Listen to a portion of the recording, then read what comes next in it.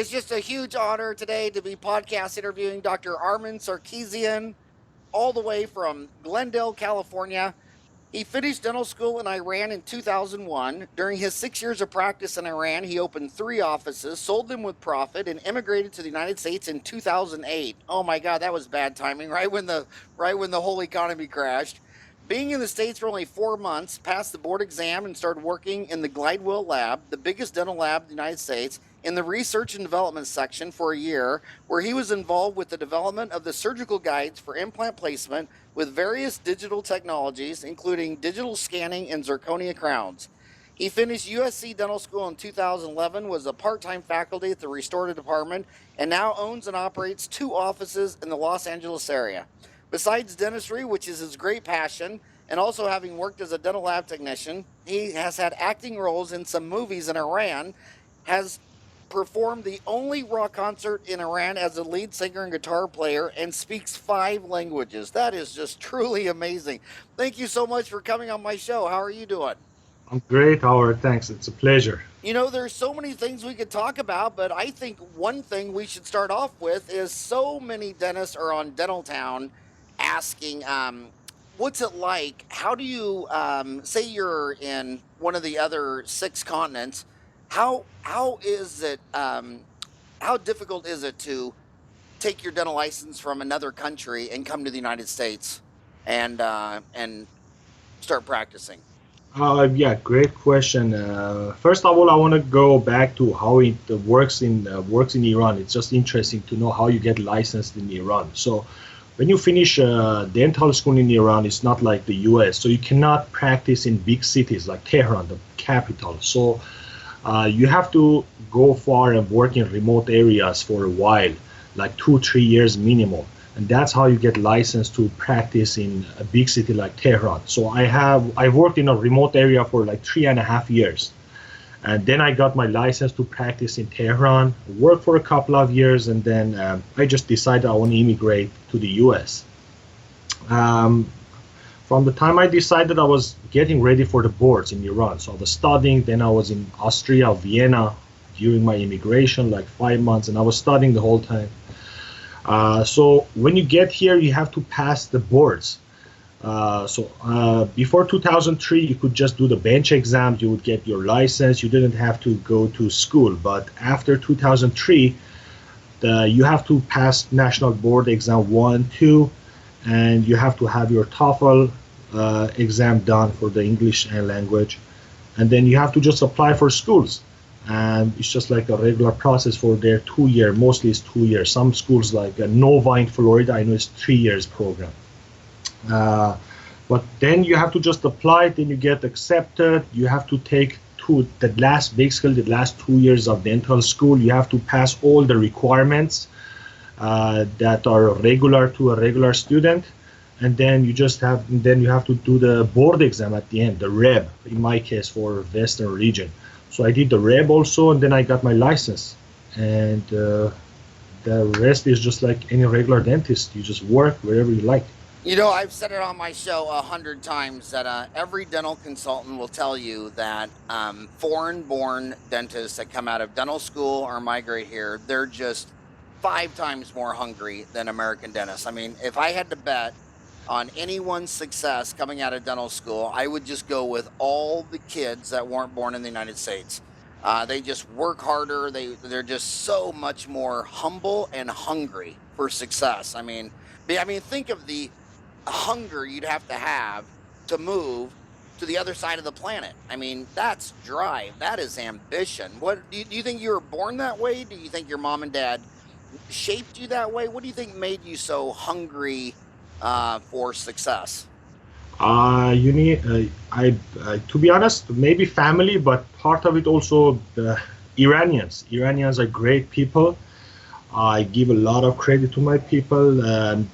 Where you can see the immigrants, Iranian immigrants in the U.S., they're very successful people.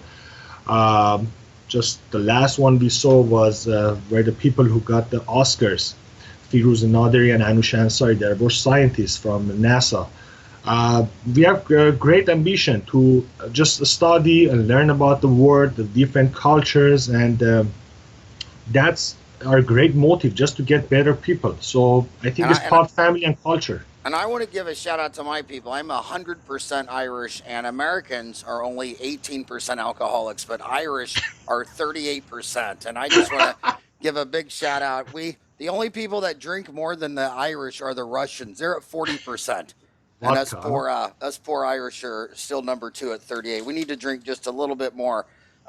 So you're in California, and well, first of all, I want to talk about the remote area. You know, China just did a very interesting solution. They had problems that India and Brazil, everyone's having, where all these private schools cut up, like in India.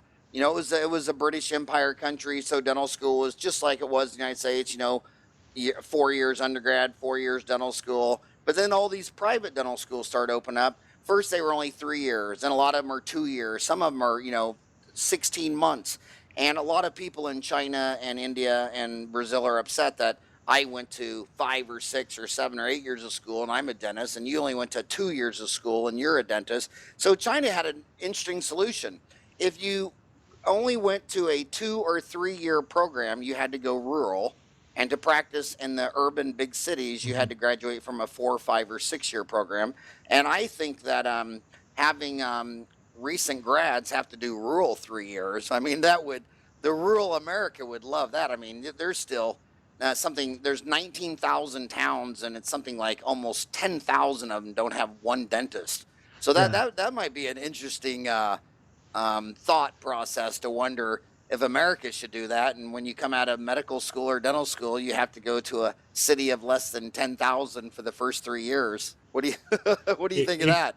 Exactly. You know, it's a very smart process because, as you say, most people who graduate, they want to go to big cities, but the rural areas, they really are in need of practitioners, and it gives a motive to the student to go to an area, and also a great service to the people. Definitely, I think it's a very smart idea.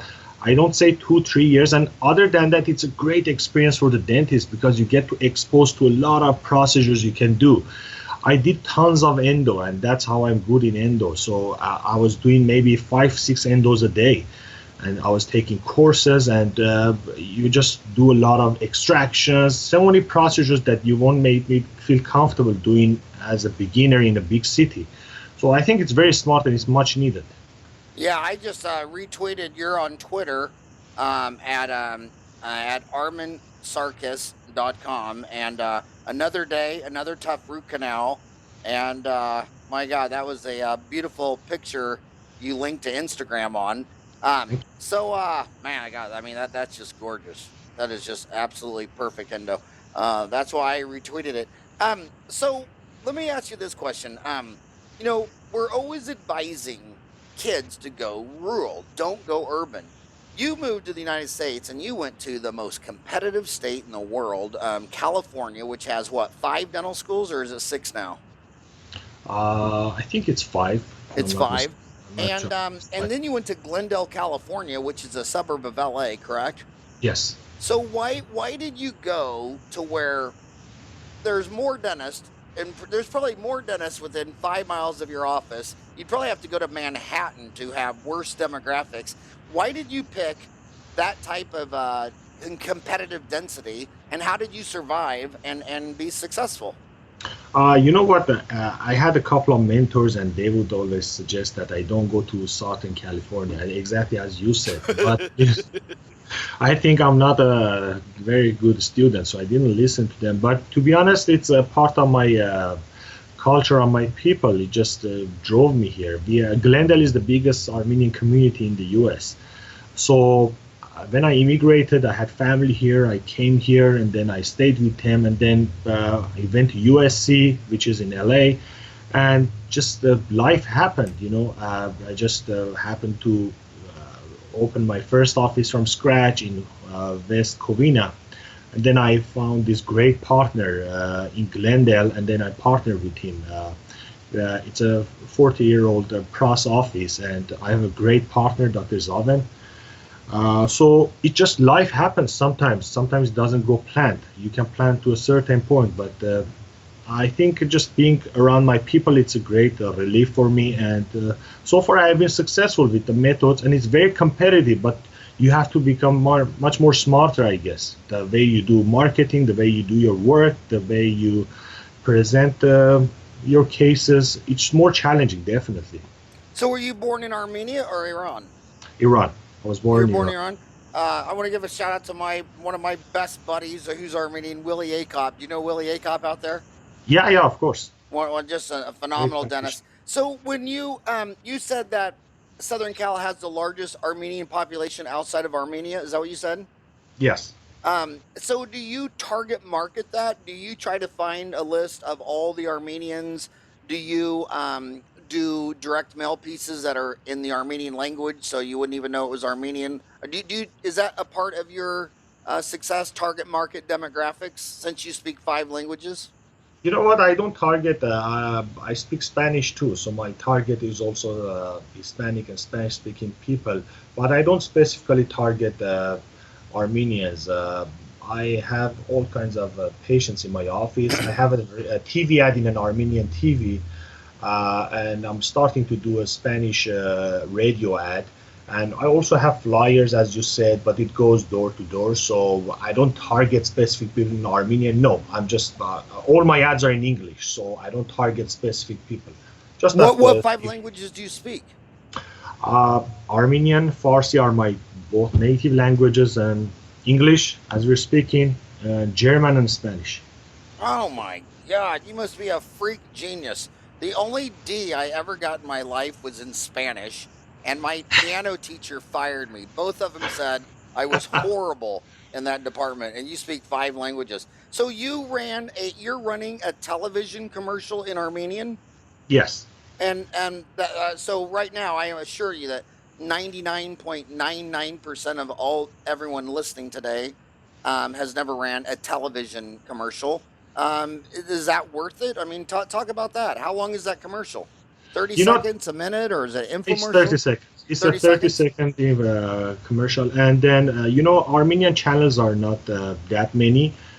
So it's easier to target that population. And if you're placing your ad in a couple of those channels, you can most probably get to most of, you can just target most of the people. So it's not like Spanish channels or English channels, which are so many. So Armenians are like few channels you can target. And how much is a 30-second ad? It goes with the spots. You can put a budget. I don't remember, but you can decide how many spots you want a day, how many. It depends on your budget. You can put a 2,000, 3,000, 4,000, 5,000 budget, and then they adjust your budget spots. But I don't remember how much each spot. Has it been? Did it have a positive return on investment? Was it Oh profitable? yeah, exactly, yeah. And You know, I you've only done it in Armenian. Are you thinking about doing it in Spanish or any or other TV audiences? I did in one. I had one in Spanish too. I did run it for a few months, like I think for 5-6 months. But then I use different channels. I use Facebook. I use Instagram, as you saw some of my posts. I use Twitter. I also have Yelp account. So I use different channels. I think you have to use as many as you can, but each one is different. Well, you've said that you used direct. You said you used direct mail too, right? Yeah. So you use direct mail, TV, Facebook, Instagram, Twitter, Yelp. What was the best? What was the top 3? If you could only do one, what would it be? I would use, in my case, Instagram. Are you Instagram. kidding me? Instagram. Yeah. Oh my Instagram. God, talk about that. I'm 54. I'm sure everyone listening over 40 doesn't even know what Instagram is. I'm sure all the kids under 30 probably have it downloaded on their phone. How does Instagram get you new patients?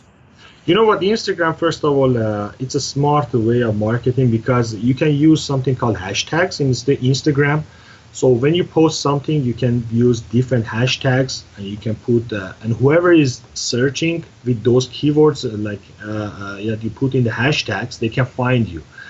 In Facebook, if you post something, just your friends or followers can see you. But when you post something in Instagram, people who are searching for those hashtags they can also find you, because you can hashtag health, dental, dentist, and the other good thing was Instagram. You can post simultaneously on Facebook also, Facebook, Twitter. So it's linked to those two also.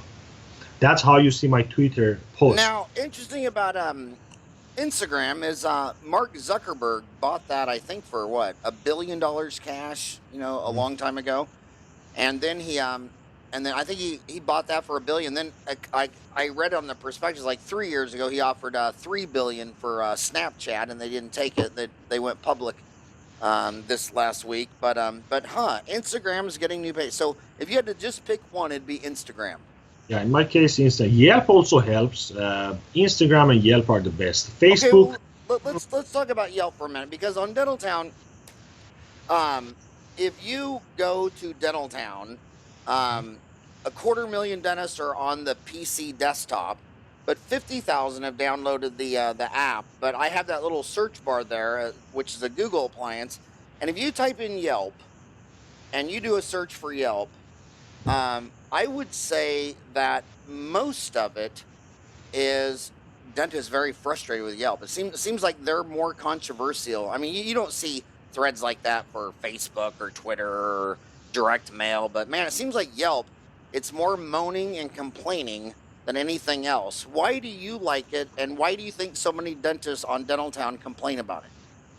You know what? I get patients from Yelp. I get patients who say, I saw your Yelp reviews. I'm not a big believer in paying for Yelp, having a Yelp account. I believe just asking people for honest reviews, that helps a lot.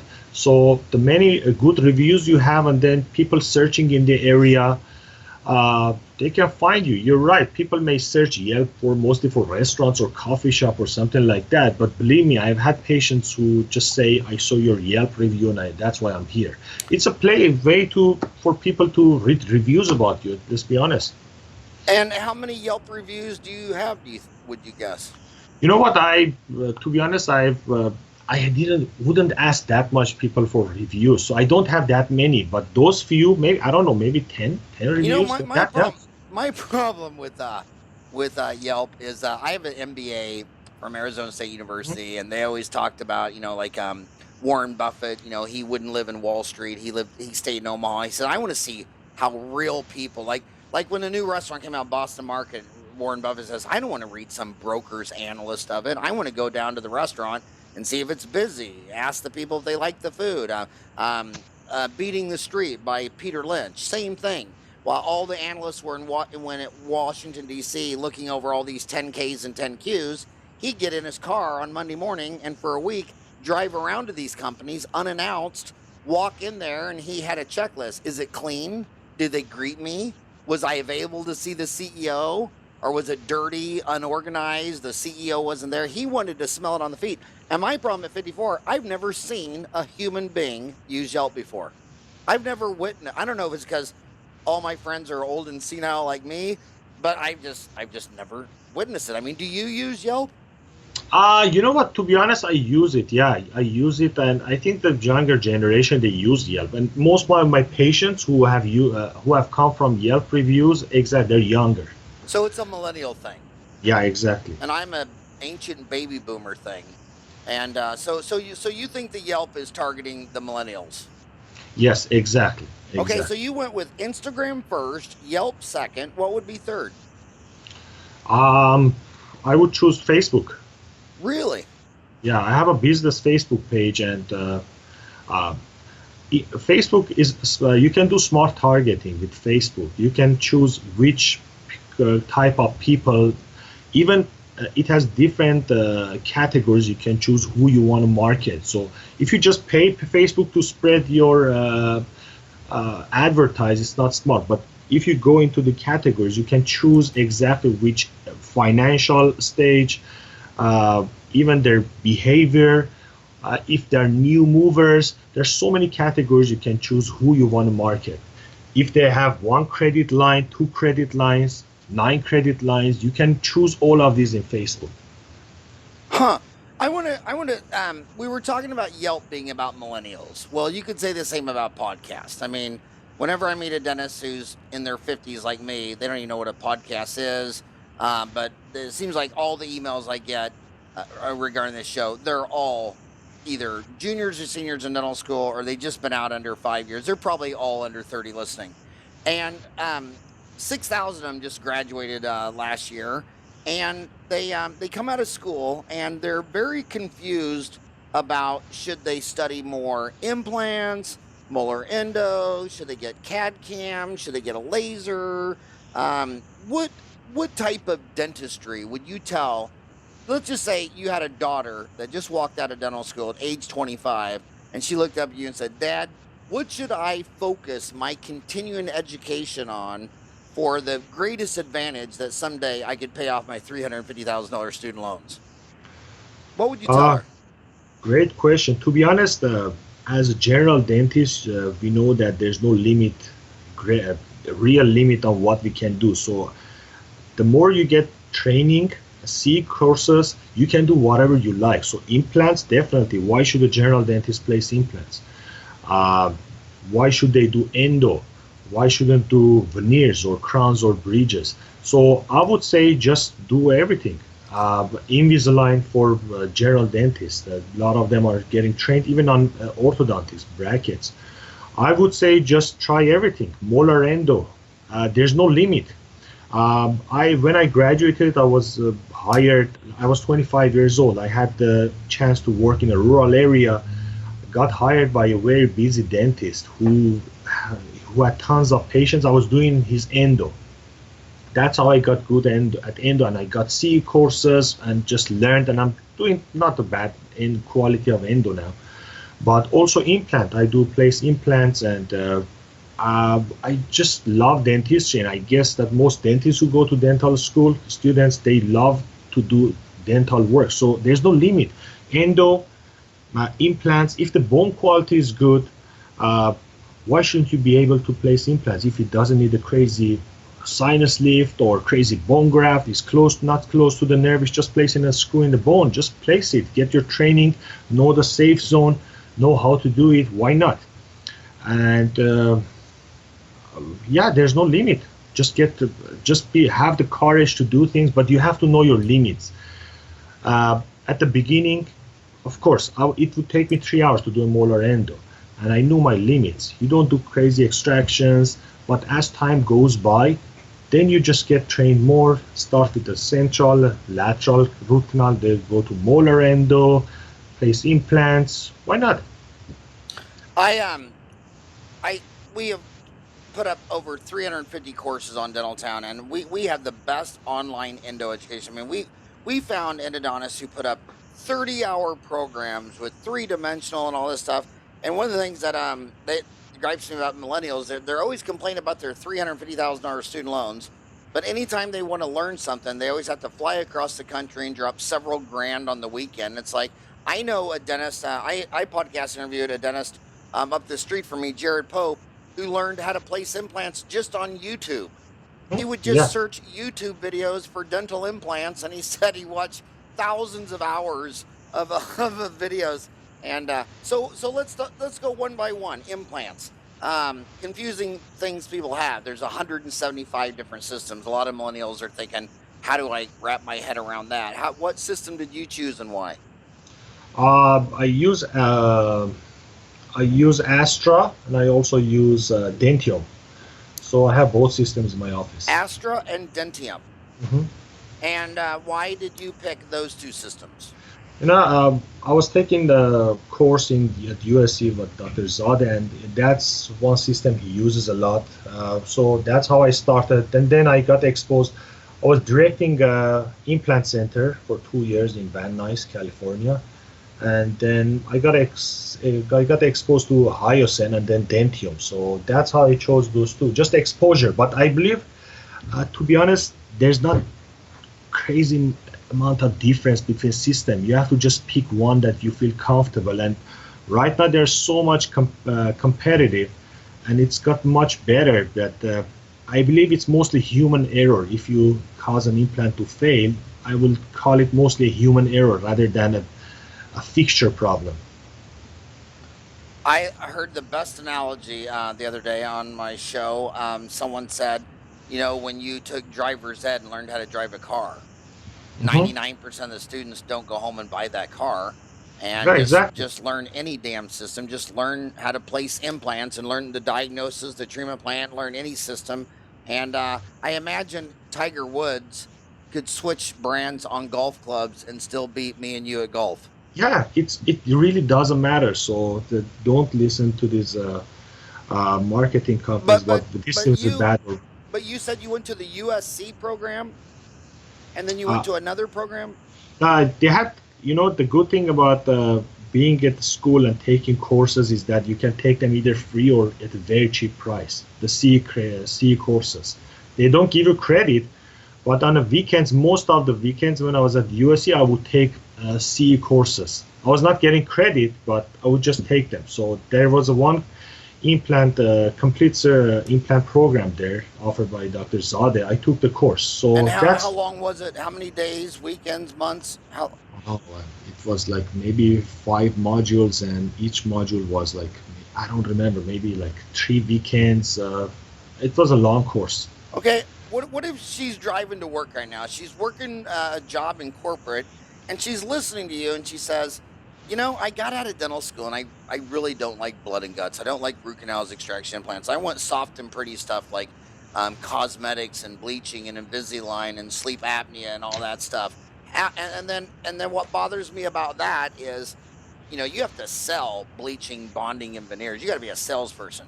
But Mhm. with Endo, they're coming in pain, begging you to do it. And Exactly. all these dental graduates, I mean, more than half the class comes out of dental school and they say, I hate endo, I hate blood and guts, I don't want to do it.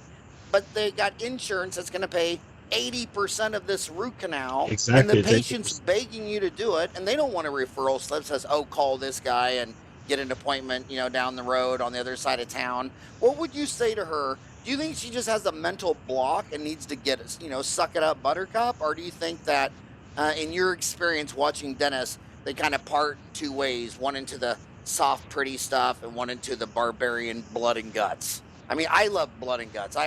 For me, probably the most exciting thing I do is pull four wisdom teeth. I mean, I can't think anything more fun than that. What would you say to her if she says, I don't want to do blood and guts, You but I know got what? $350,000 in student loans? To be honest, the only way that we set ourselves a limit in life is ourselves. Nobody sets a limit for us. So we are the ones who set limits. So if you mentally think that I'm not good at it, or I'm not going to get good at it, I don't want to even go that way, then you won't. But just knowing the fact that I don't know, endo is really, when you know the basics, endo is really predictable and easy, and it's fun. And as you said, it's one of the best money-making sources for an office. It's fast. Just imagine you want to do an implant. I've done tons of implants, and it takes like 5 months, start to finish. You place the implant, you pull the sutures, then 3 months later you expose and place a healing abutment. Now impression, delivery. It takes 5 months for you to get your money. But endo is one session. Endo is one of the best ways, and just get training. And one other thing I like nowadays is online training. I just don't like to take classes. As you said, fly and go sit in an 8-hour class. I don't like it. And it's a blessing that now we're living in a world there's tons of online classes. Yeah, like you say, Dentaltown is amazing. I have seen the courses offered there. It's really in a very good pricing, and it's amazing mentors. So I suggest everyone taking those courses. But other than that, there are tons of classes online. I just see Cliff Ruddle is one of my biggest mentors. I take his classes online, and Spear. I'm a member of Spear Education, and also Guide Institute for Implants. There are so many online. What was the last one? You said Cliff Ruddle online. You said Spear online. What was the third one? Guide Institute by Sasha Jovanovic. Guide Institute? Guide, Gide. Yeah, okay. Guide Institute. Who's the founder of that? Sasha Jovanovic. Is he your friend? I have taken a couple of his classes, but I've met him. So talk about that. How much was the Cliff Ruddle online program? Talk about that. You know, I, online, you won't believe he has a section. I really like to thank the guy. He's an amazing mentor, and he has a section in his online website which is free. It's called On Demand. You just have to become a member. Just make a username, password. You can almost view all of his courses for free. So Cliff Ruddle is free. The courses I take online are free. I absolutely love and adore Cliff and his wife. They're just two of the finest people Oh my you've God, ever he's met in your amazing. life. Yeah, amazing. I've seen him in a course, I haven't met him personally, but oh my God. Everything I've updated myself in Endo, and it's from Cliff. And then the other one you said was Spear Online. Talk about that. Spirit Education, it's you just become a member. It has a membership fee, and then they have tons of education materials online. I train myself mostly in occlusion and on cosmetic dentistry with Spear. Uh, but they have classes for implants, for endo, but they're mostly a Spear Education. I think is mostly about pros. So I train myself as far as pros on Spear. I take classes like an hour, 2 hour every day online.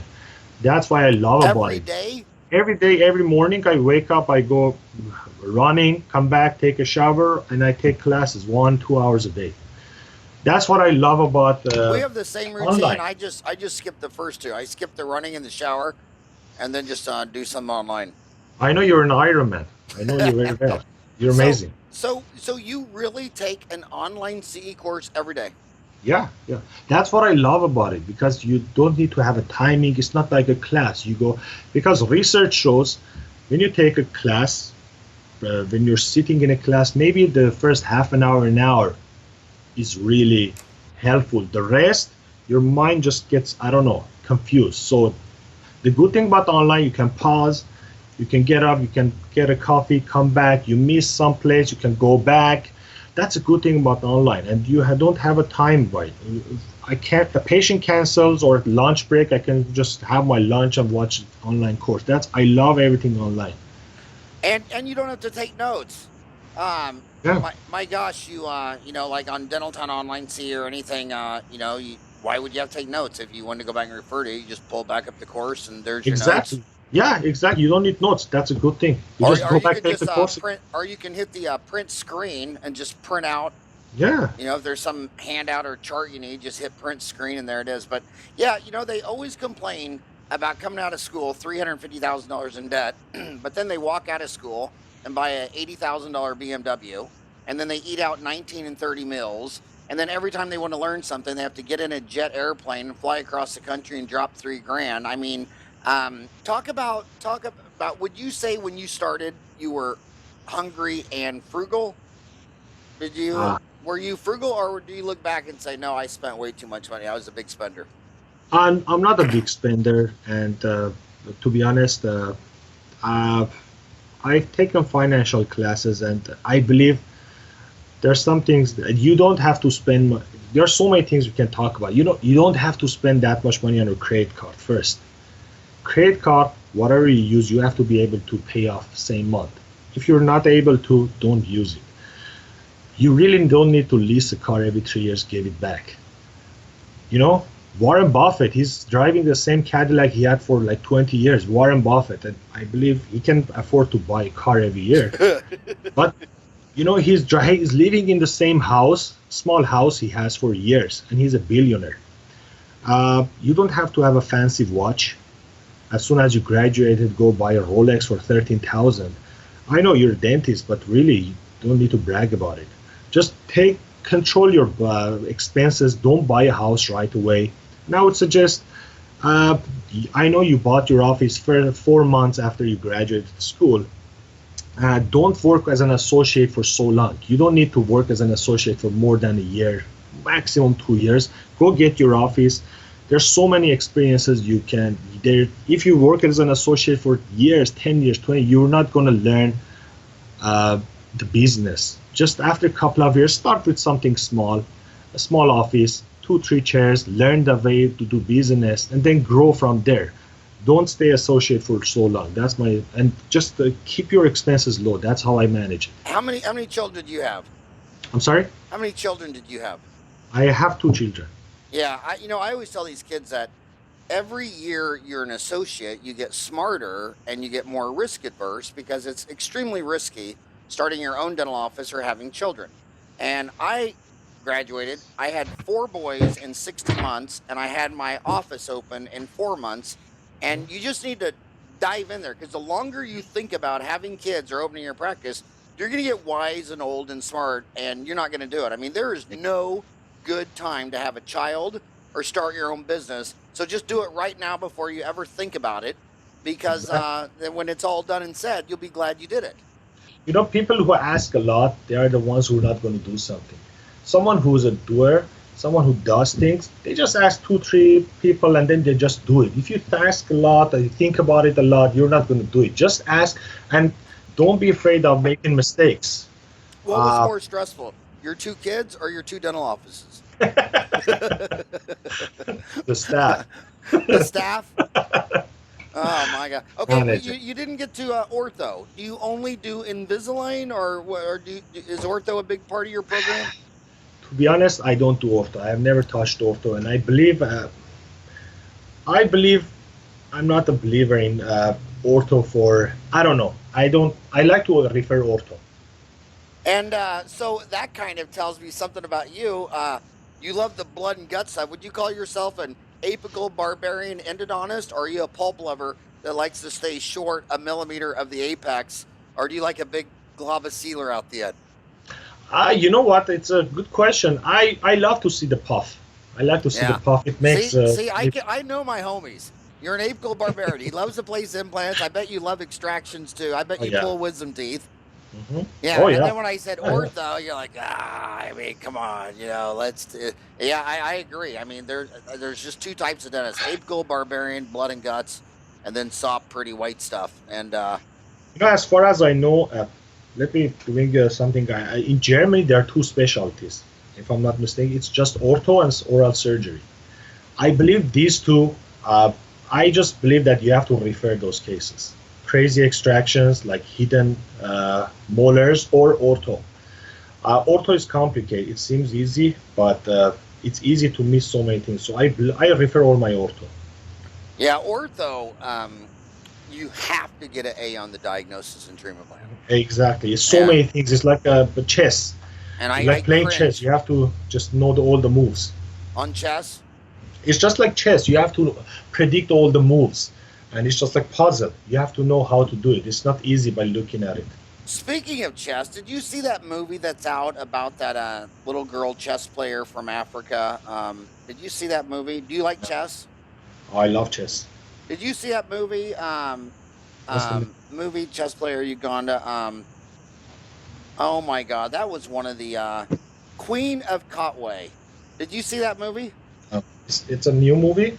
Yeah, it's a new movie, and it's called Queen of Katwe, Katwe. It's a true story of this little girl in Uganda who just fell in love with chess and became king of chess. But she went all the way to the top and was winning games in France and Europe, and she was just like the champion of Uganda. But my God, you got to watch that movie. Oh, yeah. If you love chess, watch Queen of Katwe, Katwe. It was a hell of a deal. Okay, so you do implants, you do endo, you don't do ortho. You were talking about Germany only had 2 specialties, ortho and oral surgery. France only has 3 specialties. Only America has 9 specialties in dentistry. Anything else you think they should learn? Are you into cosmetics? Oh, I love cosmetics. One thing I want to add, your only podcast I watched twice. I love your podcast, but it was with Carl Misch, my idol. Oh, yeah. Oh, my God. A great guy. And actually, I have the magazine, your recent magazine here. Yeah, I have to tell you, I actually cried when I heard the news. I mean, it just, man, what a teacher. I mean, he was so available. He was so accessible. I mean, he was just, God, what a great guy. And I believe that his dream comes true, and one day implant becomes a specialty. And if it becomes a special, that's one of the specials I want life to take. I believe that really implant is much complicated than some of the specialties we have nowadays, and it really needs to become a specialty. That way they can do a lot of research, and it's a discipline lost in between disciplines. It's not clear who's supposed to do implants. Some general dentists, some surgeon, perio, even pros recently they get trained. So implant, definitely I believe that we talk about 9 specialties, implant should become a specialty. Well, Definitely. it's kind of funny you say that, because as we're talking about this, it looks like the specialty status was just thrown out of court. I mean, that Texas lawsuit where a Texas dentist was advertising that he was a specialist in implantology. So the the Texas Dental Association branch of the American Dental Association sued him, and it went to court, and the court said, "Well, you're the ADA. You're not a government officiating body. You're a membership organization. You have no jurisdiction. This man truly only does implants, and he's saying that he specializes in implants, which he truly does. He's shown that he really does focus on implants, and now it looks like specialty status might just be something you have to adhere to as part of your club. But I think that what will end up happening in the United States is that it won't be any federal regulation. It'll be state by state by state. I bet 50 states will start playing with different legislation on specialty status, but it looks like definitely in the state of Texas, if you limit your practice to something, you can call yourself a specialist. Yeah, it's so funny because I got my fellowship in the Mish Institute, and that was like 30 years ago, and flying down to University of Pittsburgh for 3 days, I think seven different weekends. But it's just amazing how back then it was a 2-dimensional pano. There was no 3D. There were so few implant systems. There's been so much technological advancements in implants. Are you using any of that? Are you using CBCT? Are you using surgical guides? What new technology are you using that they didn't have when you walked out of dental school? You know what? I was at Glidewell about 9 years ago, and for a year I was there, and we were the first group that we were trying to implement surgical guides, and I was there when we were developing that. It was that stage they were starting to make their implants, so I got exposed to surgical guides. It's a very good tool to use, to be honest, but I hope it gets more simplified because it's really hard to use. So surgical guides, I don't use surgical guides. A cone beam CT scan, I don't place any implants without a cone beam CT scan. I don't have one in my office, but definitely is my plan to buy one. But as I said, recent graduates, they shouldn't think about laser, cone beam, all these things. I have known so many specialists, periodontists, they don't have a CT scan machine, but they just use other outside sources for their CT scans. What outside source do you use? Do they come to you in a van, or do you send them down and in person? I know that there are vans who do this. I haven't used them. I have a couple of numbers I can call. I've been exposed to, but I just send them to a center near my office. They take the CT scan. It's affordable. They either mail me the CT or the patient just drops it off. And for some reason, it's interesting. People they're not bothered by just going and getting a CT scan and coming back. It's not a big deal. But I don't place any implant without a CT scan. Well, that's the way my physician does it when he wants something. He says, you got to go to this MRI center and take an MRI of your neck, or you got to take an MRI of this, or, do you agree or disagree with this assessment? How many different models of cell phone have you had in your life? I mean, did you start with like a Motorola or a Nokia, or and one thing that cringes about a CBCT is, would you really want to spend $100,000 on the next iPhone and then keep it the rest of your life? Or would you be thinking, every 5 years a new model of iPhone is going to be so much better, I wouldn't even want to own an iPhone one model for the rest of my life? I mean, it just great. Seems... A great question, great thing to talk about. You know what? There are technologies out there that they evolve every year, like CAT CAM, like CEREC, like CT scans, and I believe they are overpriced. I think they are overpriced, and it's really challenging for dentists to get them because every few years they come up with something new, and it's super expensive. $100,000 for CEREC. No offense, but to be honest, I think it's it can be much cheaper. And then you buy it, you invest, and it's really hard to train someone to do that. And then they come up with a new model. So what are you supposed to do with your investment, with your blocks you bought? So even CAD/CAM, I think it's overpriced. Do you have CAD/CAM? No. And you don't have CBCT? No. And when I got to school in 1987, average overhead was just hovering just a little over 50%, and now it's up to 64%. And it seems like it's going the way of healthcare, where the reason it went from solo practicing physicians to group practice is because they kept buying all these MRIs and ultrasounds and all this equipment. And when you buy a $100,000 CBCT and you buy a $140,000 CEREC machine and you buy a $100,000 laser, you almost have to be in group practice to make that work. So exactly. You have to have a lot of flow. It's the same guys that are trashing corporate dentistry, which now employs 12% of all the general dentists in America, and they're buying 20% of the dental supplies, as research or metrics I've seen from Henry Schein. So these guys are very productive. The same guys that don't like corporate are the ones on Dentaltown telling everybody to buy all this expensive equipment, and buying a bunch of expensive equipment forces group practice. Exactly. It's really hard for solo practice. You have to have a lot of patience to be able to cope with that expense, and really it's not needed. So CAD/CAM and you don't have CAD/CAM? No, it's really it's a really expensive investment, and as you said, they come up with a new version every few years. So what are you supposed to do? And it's not just the expense of the machine. You have to have someone really trained to do that kind of a treatment in your office. I mean, when you do the prep, when you scan, then you have to have someone highly trained. The dentist cannot go into the lab and then just sit and trim that model and stain and glaze it, put it in oven, and then do the adjustment. So you have to have an expensive staff member to do that. So it takes your expenses higher. So it changes the culture of the office. You have to do more treatments. You have to adjust the pricing. I just don't like that culture. You were talking about how one of your main role models was Carl Misch. Mm-hmm. And, in business, I loved Herb Kelleher, who thought of a different, all the airlines fly the hub and spoke. And it was Herb Kelleher that said the only secret to lower prices, lower costs. And he started flying only direct back and forth. He'd buy one plane, and he'd go to like where you live in LA, and he'd say, okay, we're gonna buy this one plane, and we're only gonna fly to San Fran and back, but we're gonna make that flight. We're gonna keep that plane in the air 12 hours, where all the other airlines only kept their planes 8 hours, and they were all doing these hub and spoke. And now Southwest Airlines is the #1 carrier in America, 27% market share.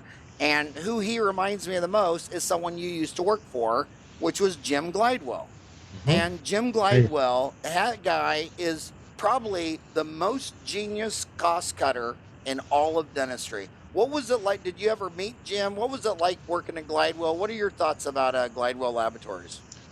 Jim Glidewell, I have met him several times. I have talked to him, and actually he gave me recommendation letters for USC.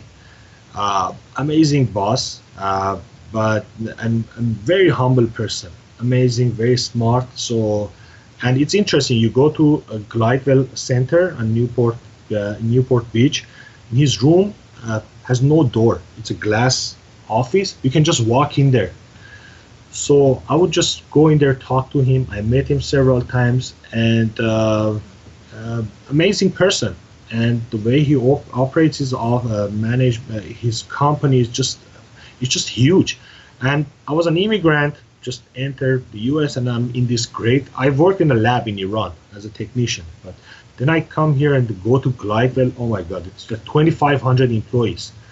It's just like you're in the chocolate factory with all these toys and all these machines, the 3M CNC machines, these big milling machines I would see. I was exposed to so many things, and he has a great operation. As far as CAD/CAM, something I remembered, I don't like the CAD/CAM, having a CAD/CAM milling machine in office, but something I'm into is to have a scanner. Did you buy a scanner? Not yet, but I'm going to definitely buy a scanner. So I love that part, to scan the prep and then just email it to the milling center. And if you email it to Glidewell as opposed to an impression, they don't have to take an impression, pour it up, trim the die. So they actually give a discount on. Exactly. How much so how much is the discount? I don't remember because I haven't done it recently, but at that time, I don't know. But I also think something's very that's smart. I think one of the funniest things about Glidewell is how many dentists are like, well, I don't want to use a cheap lab. It's like, cheap is judgmental. You're saying low cost. Southwest Airlines is the lowest cost airlines and is the only major airline in the United States where no one has ever died in their airplane, because they only fly one plane, a 737. All their mechanics only work on one thing. It's kind of like an endodontist. He only does root canals, whereas an oral surgeon, she only does extractions. At Southwest Airlines, they only do one plane, and it's never fallen out of the sky. And there are other airlines I don't want to mention, like US Air, who's had 8 airplanes fall out of the sky. And so just because something is the lowest cost doesn't mean it's cheap. I think Glidewell, do you think Glidewell's low-cost crown and bridge is high quality? I think they do. I have seen their quality control process, and it's amazing. So I wouldn't think Glidewell, just because it's affordable, it's low quality. They do tons of. They have a research center where I've worked. They just research and come up with new ideas every day. So they have a great quality control and management. That's how they can control their costs. So I would definitely recommend Glidewell. And dentists, they got out of school like me 30 years ago. 30 years ago, I was charging $1,000 for a crown and $1,000 for a root canal. That was when you just send it to the insurance and they'd pay a percent. Now, 82% of dentists take a PPO where they send you the fee. Now, 30 years later, my $1,000 crown is a $600 to $800 PPO. My $1,000 root canal is a $600 to $800 Endo. So if you go cost plus profit equals price, that's why you're over at 74%. If you've already made the decision to accept the PPO, so they've given you the price, so you got to subtract the profit you want, which should be, as much as you can, and then you arrive at a budget. So you can't say, I'm going to sign up for a PPO, but I'm still going to pay my lab man $145. You should have made a decision when you did that PPO that you're going to need to find a lower cost restoration from a lab like Zirconia or something. But you can't have your cake and eat too. You can't. When I got out of school, the number one expense was labor, 28%. Number 2, lab, 10%. Number 3, supply, 6%. Now, 30 years later, the number one overhead is a 42% adjusted production, where you say, if someone calls up your office and says, how much is a crown? You say $1,000. Okay, well, 82% of your crowns were a PPO for $600. So the biggest overhead in dentistry today is adjusted production. You build $1,000, the PPO is only paying $600. You just wrote off $400. Adjusted production is 42%. Labor is still 28%. Lab and supplies combined is still around 14%. Did you take any PPOs out there in Southern Cal? Did you sign up for any, or did you not? Yeah, I do PPOs. Let me tell you something about someone who has operated offices in 2 countries. In Iran, as far as I remember when I was there, a dentist cannot have more than an office, more than a location. They're not going to give you a license for more than one location. In where?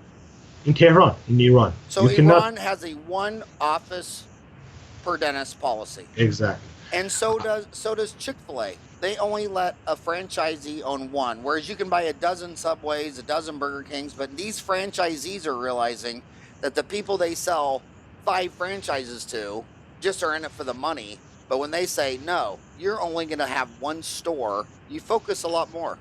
Yeah, so that's where I'm getting into. One thing, what problem, a dentist, I believe, it's really hard to operate and manage more than 2 offices. The maximum you can control is 2 offices. That's why corporate dentistry is a failure, I guess, because these associates won't stay for so long.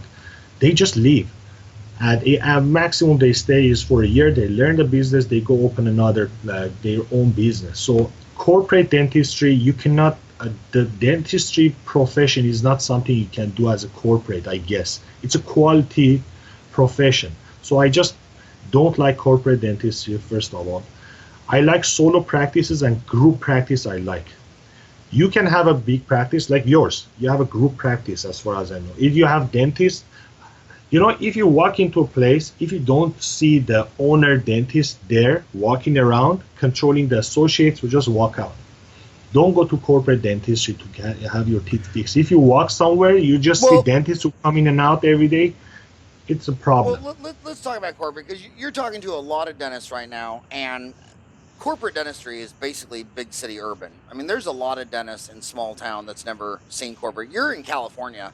You're in the heartbed of corporate. I mean, there's so many. What are your thoughts on corporate? Do you think it's getting bigger? Do you think it'll double in size in the next 10, 15 year in market share, or do you think it's failing? What are your thoughts on corporate? I don't think it's a business plan that can grow so much, because as I said, dentistry is a profession of quality. You cannot do the first place. You know, in Iran, dentists have in their office, they have 1 chair, maximum 2 chairs. I have rarely seen any dentist with 3 chairs. The first place I started working in the US, the guy had 11 chairs. And I was supposed to manage 5 chairs at the same time. He would tell me, do preps here, filling there, extraction there. I was just running crazy. How am I supposed to do this? So in my idea, corporate, yeah, it's going to get bigger, but I don't think it can become so big, because it just cannot. These associates just walk away.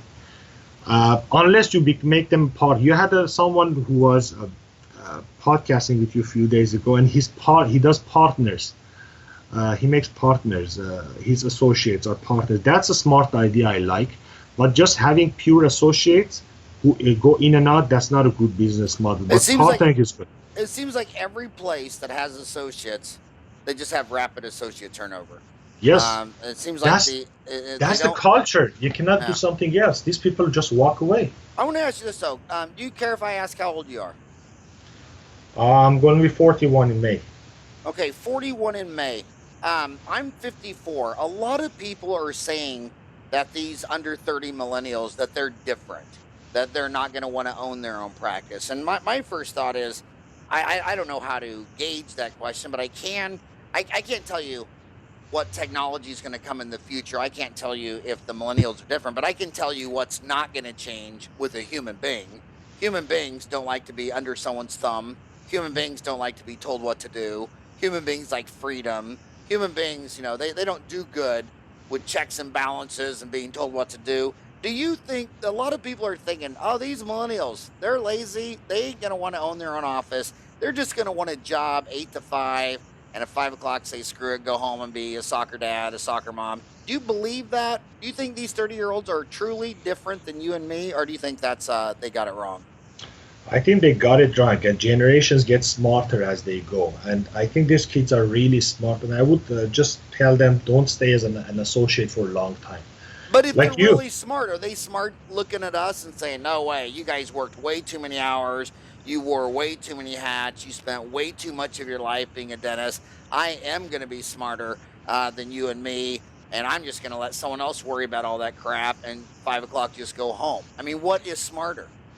Exactly, it's the opposite. If you want to be, you know, you come into dentistry, one of the reasons is the quality, the work itself, but one other thing is the freedom. Being a dentist, you can be your own boss. So exactly, if you want to work less, if you want to work smarter, if you want to have control over which type of patients you want to see, what kind of a dentist you want to offer, control over your prices, and believe me, you're going to take more money home as an owner. At the beginning, it's going to be challenging, but definitely later, I see a lot of owner dentists, they work 4 days a week. But as an associate, getting paid daily plus bonus, no, I don't think. You may have to work more actually as an associate. You don't have control over what type of patients you want to see. They're going to give you all the patients, all type of patients, and I think you're going to work much more as an associate. Okay, you promised me an hour. It's an hour. Can I ask you one overtime question? Mm-hmm. A very common problem that they tell me though, when I'm in a dozen dental schools a year, and they say things, Howard, I just graduated. I'm 25 years old. I don't know anything about the business. I don't know how to manage an office. How the hell could I start an office when I have zero business training? What would you tell a young kid who said, how do I learn to manage an office? How do I learn the business of dentistry? What would you say to them? First of all, so many things. Keep your expenses low. First of all, don't go buy a fancy car, Rolex watch, those crazy things. You don't need it. Keep your expenses low. Start slow, I said at the beginning. Get a small office. Just learn, make your mistakes. Hiring, firing employees. How do you give a write-up? How do you communicate with your staff? How do you bring patients? Marketing. Work as an associate, have a small office. And other than that, there are tons of courses. You have a great course, 30-day MBA course. That's one of them. Just take courses, learn about the business. Yeah, we have never been taught maybe a couple of hours in dental school, but there are tons of good courses out there. I took a management course also, but I've seen your videos, amazing videos. So just learn as you go. You don't have to know everything at the beginning, but start slow. Definitely start. Don't be afraid of failure. Well, I'll tell you what, that was the fastest hour I've ever done a podcast. I can't believe it's already an hour and 2 minutes, but I think the world of you. Thank you so much, Armond, for coming on my show today. And I'm sure all these young millennials learned a lot listening to you. Thanks, Howard. It was a pleasure. Thanks for the invitation. But you got to do me one favor. You got to call Willie Acob and tell him I said hello. Oh, yeah, definitely. I'm going to call today, actually. Okay. Thank you so much for coming on my show, buddy. Thanks a lot. I appreciate it. Thank you.